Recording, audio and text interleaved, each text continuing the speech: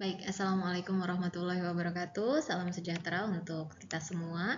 Kembali lagi di mata kuliah Fisika Terapan, materi Kinematika Gerak.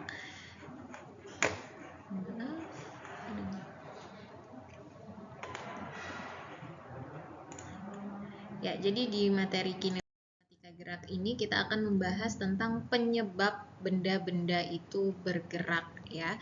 Jadi ditinjau dari gerakan benda tapi tanpa dilihat penyebabnya. Kemudian kalau dinamika itu adalah pergerakan yang disebab pergerakan benda dengan melihat penyebabnya. Jadi di kinematika ini kita akan mempelajari tentang gerak. Gerak itu ada banyak.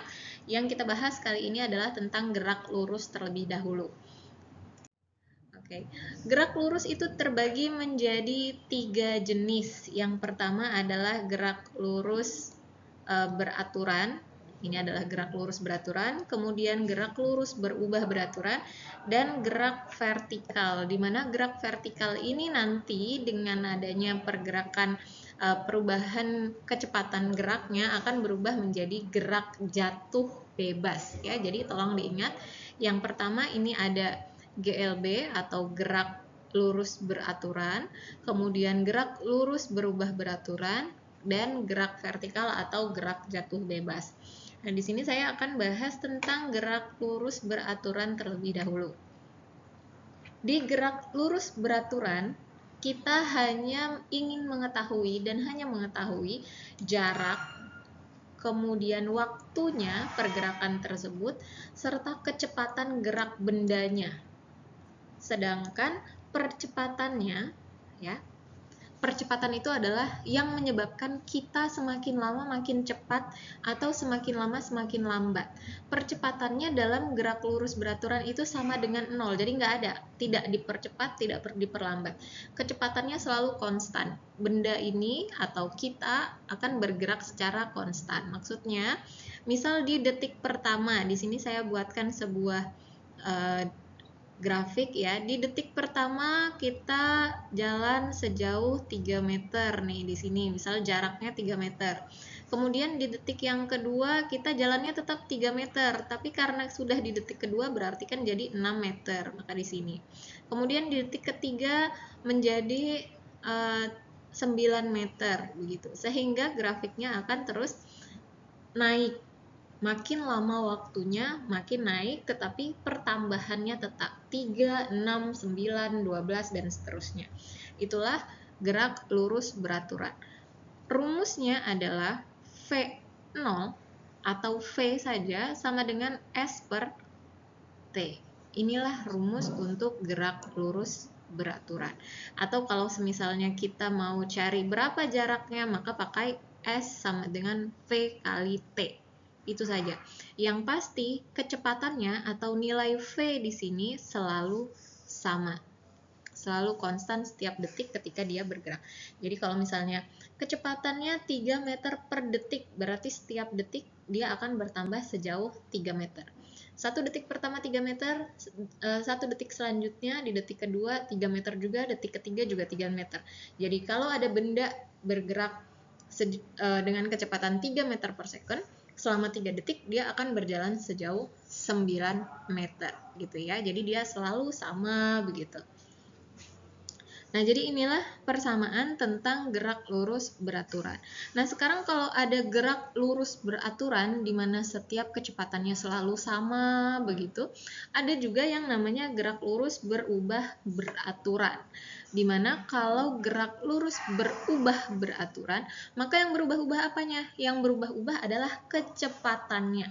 Kecepatannya selalu berubah-ubah, kadang makin lambat, kadang makin cepat begitu. Apa yang membuat kita makin cepat atau makin lambat si benda ini? Atau misalnya kita lagi di turunan begitu atau di tanjakan, maka yang tadinya kita dengan kecepatan sekian, makin lama ketika ketemu turunan makin cepat gitu ya, atau ketika ketemu tanjakan makin lama makin lambat begitu. Nah, yang menyebabkan kita makin cepat atau makin lambat itu adalah percepatannya. Percepatan ini membuat kita makin lama makin cepat atau makin lama makin lambat. Tapi percepatan pada gerak lurus berubah beraturan ini nilainya tetap. Misal kita lagi bergerak nih dengan kecepatan konstan, kemudian kita tiba-tiba dipercepat. Misal kita ketemu turunan kemudian dipercepat. Nah, nilai dipercepatnya ini setiap detik akan selalu sama nilainya.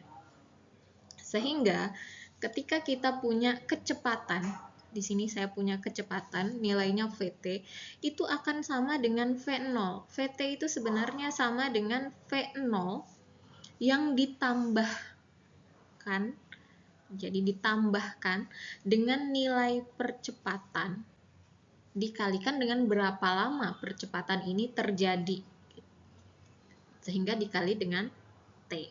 Kalau dia makin lama makin cepat, maka pakai plus. Kalau dia makin lama makin lambat, pakainya minus. Ya. Jadi grafiknya kalau makin lama makin lambat, berarti yang tadinya kita punya kecepatan, makin lama makin lambat, makin lambat, makin lambat, maka grafiknya seperti ini. Kalau kita punya kecepatan, ternyata makin lama makin cepat, makin cepat, makin cepat, maka grafiknya jadi seperti ini. Begitu ya. Nah, kemudian selain VT sama dengan V0 plus minus A dikali T, kita juga punya perhitungan percepatan dengan menggunakan VT kuadrat sama dengan V0 kuadrat plus 2A dikali S, atau 2 kali percepatan kali jarak. Persamaan yang ini akan kita gunakan ketika kita tidak punya atau kita tidak tahu berapa lama waktu yang digunakan untuk bergerak. Tapi kita tahu nilai percepatannya, kita tidak tahu nilai kecepatannya. Kita hanya punya jaraknya, tapi tidak tahu waktunya berapa lama. Maka kita gunakan VT kuadrat sama dengan V0 kuadrat plus 2AS. Sedangkan untuk jaraknya, jarak di sini kita punya di GLB S itu sama dengan V dikali T. Rumusnya selalu itu. Maka di sini kita juga punya S sama dengan V kali T. Hanya ditambahkan dengan setengah AT kuadrat. Ya, setengah A dikali T dikuadratkan. Kalau dia makin lama makin lambat, maka dia pakai minus. Ya, ini yang harus diingat. Nah, setelah itu kita punya gerak vertikal. Maksudnya gerak vertikal ini apa? Misal saya punya pulpen ini, kemudian pulpen ini saya lempar ke atas. Ya, ketika saya lempar ke atas, maka ini adalah gerak vertikal ke atas. Makin lama makin lambat. Ketika makin lambat pasti dia jatuh. Gitu ya. Atau saya dari atas, kemudian saya lempar ke bawah, maka ini gerak vertikal ke bawah. Makin lama makin cepat sampai akhirnya dia sampai di tanah, begitu ya. Itu adalah gerak vertikal ke atas atau vertikal ke bawah. Nah, catatannya pada gerak vertikal, semua rumusnya di sini ya, di sini semua persamaannya sama dengan GLBB. Jadi rumusnya sama.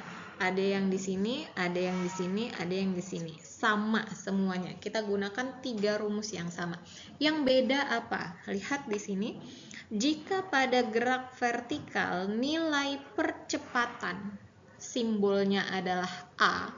Percepatan di sini adalah A ya, di sini A, di sini A, di sini A, di sini A. Semuanya pakai A. Pada gerak vertikal kita ganti dengan gravitasi. Kenapa? Karena geraknya ketika di atas, ketika saya lempar ke atas ini pulpen, dia akan berhenti pada titik tertentu kemudian jatuh. Nah, ketika dia berhenti pada titik tertentu, yang menyebabkan dia berhenti ini adalah karena ada tarikan gravitasi ke bawah. Berarti yang membuat dia makin lama makin lambat ini adalah gravitasi. Begitu juga ketika saya lempar ke bawah. Saya lempar ke bawah pulpen ini makin lama makin cepat. Yang membuat dia makin cepat itu adalah tarikan karena adanya gravitasi. Maka A di sini diganti G, kemudian jaraknya yang tadinya jarak itu adalah S diganti dengan simbol ketinggian H, ya, diganti dengan ketinggian. Satuannya meter.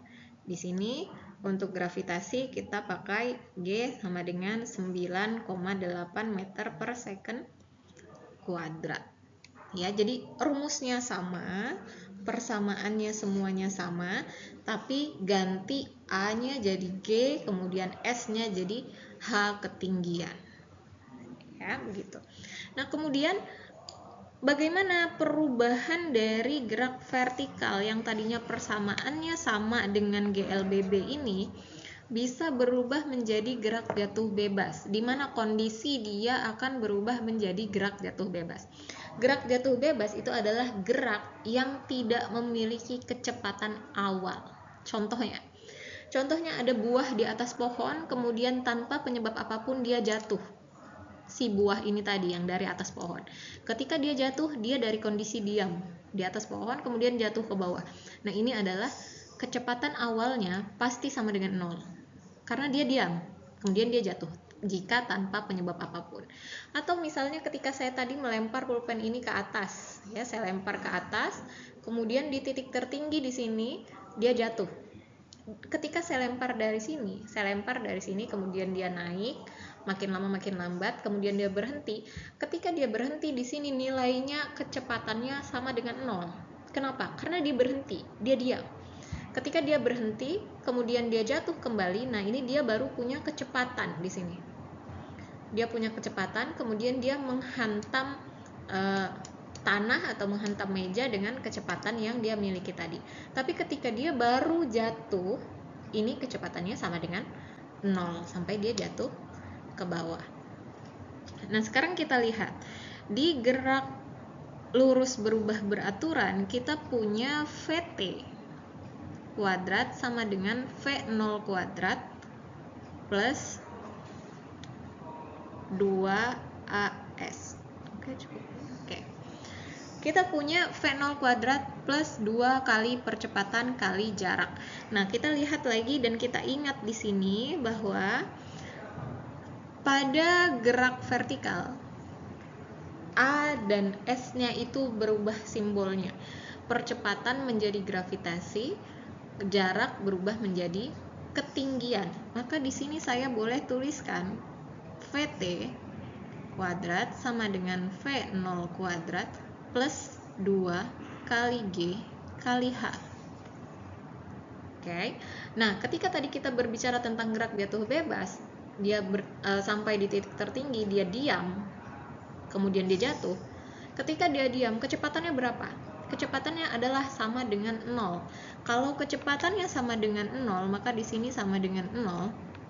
Maka saya punya VT kuadrat sama dengan V0-nya 0 plus 2 G kali H. Atau saya boleh tuliskan VT sama dengan akar dari 2 GH. Nah, inilah rumus dari kecepatan untuk gerak jatuh bebas. Ya, jadi ketika ditanya, gerak jatuh bebas kecepatannya berapa? Ketika tadi dari jatuh di sini, jatuh, kemudian di tengah sini sampai dia menghantam tanah ini atau menghantam tangan saya di sini, atau dia menghantam meja atau kemanapun dia jatuhnya, berapa kecepatan jatuhnya dia? Nah, kecepatan jatuhnya adalah akar 2G kali H, gitu ya. Atau misalnya yang ditanya adalah waktunya. Nah, lihat di sini kita punya persamaan yang ini nih. Ya, kita punya persamaan VT sama dengan V0 plus minus ya, plus minus A dikali T. Nah, untuk gerak jatuh bebas, yang namanya gerak jatuh bebas pasti akan semakin lama semakin cepat ya, karena dari atas ke bawah jatuhnya, maka nilainya positif. VT di sini V0-nya sama dengan 0. Kenapa? Tadi ya dia diam di sini kemudian jatuh gitu. V0-nya sama dengan 0. Berarti VT sama dengan A dikali T. Ingat, percepatan itu dalam gerak jatuh bebas atau gerak vertikal akan berubah menjadi gravitasi ya, sehingga saya punya gravitasi dikali dengan waktu. VT-nya gimana? Kecepatannya gimana? Ingat di sini kita punya 2GH, akar 2GH. Ubah di sini. Akar 2GH sama dengan G dikali T. Yang ditanya adalah T-nya berapa? Maka kita berpindah di sini ya. T-nya adalah akar 2GH dibagi dengan G. Di sini masih ada G-nya nih. Gimana cara untuk menghilangkan G di atas supaya rumusnya atau persamaannya sama dengan yang ada di kotak? Kita kuadratkan. Ya, jadi dia saya tulis ke bawah. T-nya adalah kita masukkan G yang bawah 2GH per G kuadrat. Ini saling menghilangkan sehingga hasilnya adalah akar 2H per G, sama dengan yang saya tuliskan di sini. Begitu ya. Nah, kemudian kalau semisalnya si benda ini tadi dari atas kemudian dia jatuh sampai dengan ke tanah, ini punya kecepatan. Ketika dia ada di tengah-tengah sini, berapa kecepatannya? Misalnya itu yang ditanya. Misal ada benda di sini ya, seperti yang ada di gambar, sini bendanya, kemudian di sini tanah, kemudian ini adalah ketinggian H1. Nah, ketika dia jatuh di sini, dia masih ada di tengah-tengah sini, ini adalah H2 atau ketinggian kedua. Berapa sih kecepatan dia yang ada di sini? Itu yang ditanya. Ini tadi V0 sudah pasti 0. Ya, yang ditanya berapa kecepatan dia ketika ada di tengah sini. Nah, itu bisa kita gunakan. Tadi VT adalah akar 2G kali H. H-nya kita bisa menggunakan VT sama dengan akar kali 2G, H-nya dikurangi. Jadi ketinggian pertama dikurangi ketinggian yang kedua. Ya, dikurangi saja. H1 min H2. Inilah kecepatan untuk benda yang berada di tengah jalan. Ya, sebelum dia jatuh ke tanah gitu ya, sama dengan yang saya tuliskan di sini. Ya, seperti itu untuk penjelasan dari persamaan yang saya gunakan, yang kita gunakan untuk gerak lurus beraturan ataupun gerak lurus berubah beraturan dan gerak vertikal atas dan bawah. Selanjutnya, silahkan bisa dicoba soal-soal ini adalah contoh soal, silahkan dicoba kerjakan untuk melihat seperti apa pemahaman kalian terhadap persamaan yang sudah saya sampaikan tadi. Jadi silahkan dibaca soal ini, kemudian analisa soal nomor 1, soal nomor 2, dan nomor 3 bisa menggunakan persamaan yang mana untuk menyelesaikan pertanyaan yang diinginkan. Itu yang bisa saya sampaikan untuk penjelasan kinematika gerak lurus. Selanjutnya nanti akan kita lanjutkan dengan kinematika gerak parabola dan gerak melingkar. Untuk saat ini silahkan dikerjakan dulu soalnya. Saya cukupkan sampai di sini. Terima kasih. Wassalamualaikum warahmatullahi wabarakatuh.